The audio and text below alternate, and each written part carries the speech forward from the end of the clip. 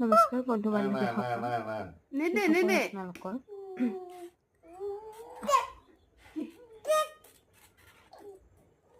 এয়া মোৰ ছোৱালী মমো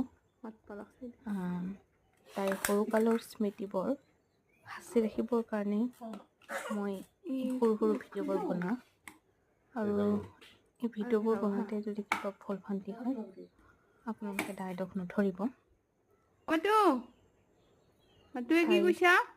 এই খেলাৰ দিন সৰুকালৰ যিখিনিতে ফূৰ্তি কৰে সেইখিনি বস্তু অধিক সাঁচি ৰাখিব বিচাৰিছোঁ। চাওকচোন তাই ককা আৰু আইতাকৰ লগত খেলি আছে।